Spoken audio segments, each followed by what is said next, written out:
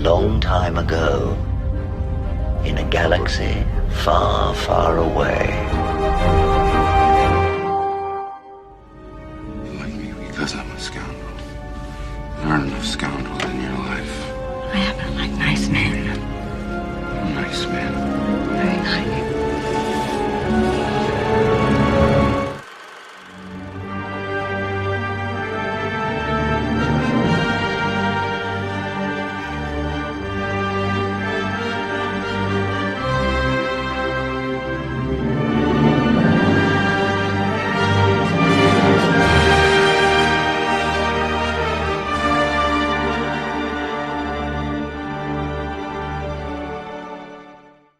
Yesterday while I was messing around on Facebook, Sphere, which is a Facebook page that just kind of popped up randomly, posted a great story or article or basically just a post about Obi-Wan and the idea of the Jedi mind trick. And what it basically alluded to was people who were strong-minded, Obi-Wan even says that, and who had free will could not be manipulated by Jedi mind tricks. Now, where is this going? Well, I'll tell you. Obi-Wan Kenobi is one of the most, I'm not going to say he's one of the most powerful Force users in Star Wars, and the reason why is because what he has that others don't have that are more powerful is wisdom. He knows what he needs to do, and he knows what he needs to accomplish to make it possible to walk away unscathed. I mean, if you look at what happened with Anakin, aka Vader, at the end of the Kenobi series, it's pretty obvious that Vader is more powerful, but Obi-Wan's wisdom is the thing that saves him. Okay, he's the one that has to come back with something that can top Anakin, and Anakin is still when you look at Vader and the way he behaves, he's extremely immature, extremely condescending and obnoxious, suffering from hubris, which is the Greek term for pretensions to the gods. Okay, so Obi-Wan takes advantage of that twice, basically pointing out to the fact that I'm still the master and you're still the apprentice. And that's the thing that separates Obi-Wan at that moment from Anakin, aka Vader. Oh, how is Anakin's role in Obi-Wan's life kind of like Han Solo's? Well, Obi-Wan being older now, when he meets Han Solo, first let's preface this with, when they get to Mos Eisley, Obi-Wan uses Jedi mind trick. These aren't the droids you're looking for, to get past an Imperial lockdown, basically, these two stormtroopers, and basically tells Luke the Force has a strong reaction in the weak-minded. I'm paraphrasing. Okay, I'm paraphrasing. Why doesn't he use it on Han Solo? Han Solo isn't an Imperial stormtrooper. He is not easily manipulated at all. He does what he wants. He lives his life on his own terms. Okay, always has, always will. Very self-reliant. And Obi-Wan already knows he can't do it, so he doesn't. He has to spend 17,000 credits of his own money to get them off of Tatooine. Han needs the money, there you go. Now, why does Obi-Wan understand that? Well, you gotta look at Han Solo. Not that Obi-Wan would know that, but a Jedi can size up somebody right away. Like, I know who this person is. I can do this, I can do that, I can't do this or that. Or this one's not going to be easily manipulated. Okay, I'm going to have to spend my money. And the reasoning is the guy's 30 years old. He's been surviving on his own his entire life. Okay, he deals with huts. He deals with other crime lords. He has slipped away from bounty hunters, been a bounty hunter himself, and has lived life on his own terms his entire life. The only pit stop being to that was being part of the Imperial Navy and getting drummed out of there because he saved a Wookiee. That was his choice to make. People who do that are not manipulated. They're strong-minded. Okay. And when Obi-Wan says to Luke, the Force can have a strong influence on the weak-minded, he meant people that are easily bought into the Empire. Remember Tala and Kenobi. She thought it was a great way to help the galaxy. Then they did things like committing genocide. She witnessed it and decided, I don't want to be part of this. Okay. So let's go further into this. The psychological stuff going on in that beginning where you meet Han Solo at the canteen is very interesting to me. For 10 long weeks, the Star Wars company labored on the suburban London sound stages, bringing to life a film that had begun as an idea with George Lucas 3 years ago. Yes, I bet you have.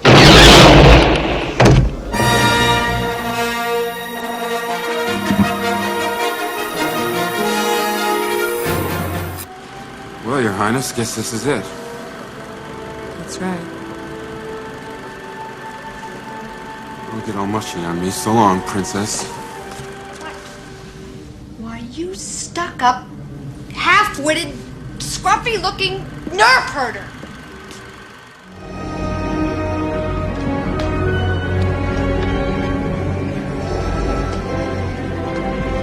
I love you. I know. So what we have here is something that I think a lot of people didn't really notice until, when I didn't really think about this until I read that sphere thing on Facebook. And I'm like, this is actually a pretty interesting statement. And it raises the bar for the character of Han Solo. The strong-minded do not get controlled by mind tricks. And if you think about how the Sith controlled their troops during battles, the Emperor had battle meditation. In fact, Grand Admiral Thrawn got Jorce Sabao, or Sabio, whatever the hell you pronounce his name, to do battle meditation in Heir to the Empire so he could, defeat the rebels. Okay, because if the Sith Lord can control his troops, they won't lose heart. There won't be chaos going on. There won't be confusion because he'll be controlling how they think and how they fight. Okay, and that is extremely important in this because a guy like Han Solo is not going to go along with stuff like that. He won't be easy for anything like even, Sidious, Vader, anybody to set up to do their bidding. He does his own bidding. Again, this is a very cool thing because it makes Han a little bit more of the guy than even Harrison Ford thinks. Okay, and to me, it occurred to let me rephrase what I had just said.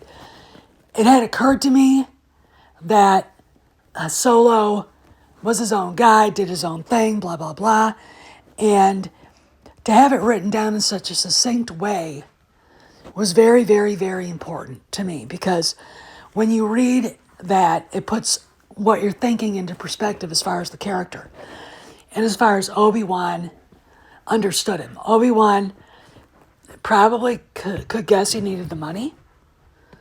Well, there's a way to get him to take you to where you want to go. Obi-Wan could probably guess that Solo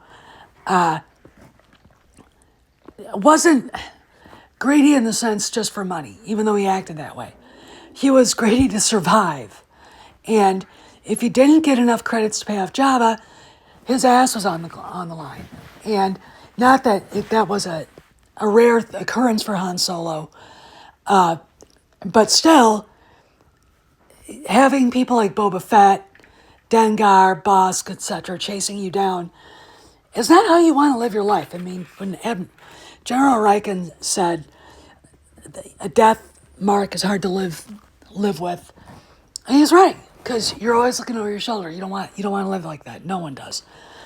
And we don't, when A New Hope is written, we don't know why he owes Jabba so much money. All we know is that he owes Jabba money.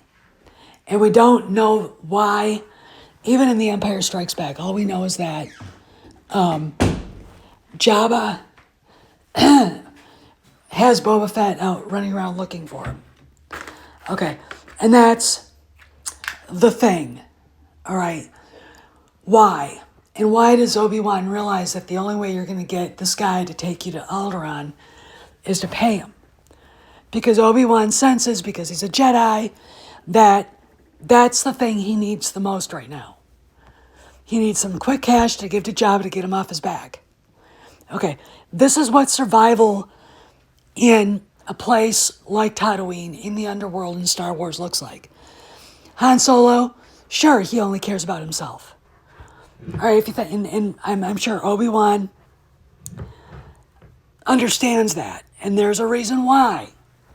And I'm sure Obi-Wan understands that too. He also understands that the life that the character Han Solo led up to meeting them,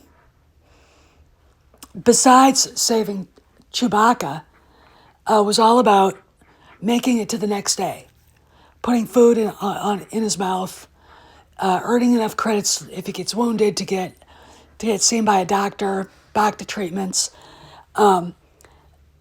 being able to afford to make it from one day to the next. Okay, being able to afford to make the Falcon so fast that nobody can catch it. Okay, again, it's not because it's cool. It is cool. I mean, I'm going to say this. I'm not going to say Han Solo doesn't think going faster than any ship in the galaxy at sublight speed isn't cool. But there's also logic and instinct behind it. All right. In many ways, when you look at Han, you're looking at a guy who survives on instinct. And Jedis survive on instinct. Right? That's what Qui-Gon Jinn said, right? Okay. So, in some ways, Obi-Wan also understands that character from that perspective. All right? He understands why he's cynical, too. Okay. There's a, no one ever stuck their neck out for me, why should I for you? Kind of thing. But, again, here's the factor. Chewbacca. And what happened to get those two to be such good friends. And the only thing you can think of is Han Solo, actually, as big of a survivor as he is, and as callous and hard. Okay, because when I look at him, I think of Clint Eastwood in The Man with No Name. The Good, the Bad, and the Ugly. I think of Ethan from The Searchers, John Wayne. I think of any character like that, Wyatt Earp. Okay, in some ways, there's good in him, but the guy that he is knows enough not to stick his neck out, because if he does, he'll get killed. He'll die. And the name of the game, Star Wars and Underworld, is to survive. And that's the thing that Han Solo does very well. Okay. But the factor here is, and this is why I'm kind of looking at Wyatt Earp is the historically accurate reflection of the character, is there's a soul there still. And Chewbacca is the example of that, okay? Sticking his neck out and his career on the line to save a Wookiee from being tortured. That says a lot. That says a lot. And likely Obi-Wan also sensed that too. But remember, even though the Force can be a strong influence on the weak-minded, if you're strong-minded and you make your own decisions and are very in touch with your free will, you're going to have to come around on your own. A Jedi can't make you do anything. Sound familiar? This is Steph signing out. I'll see you around the galaxy.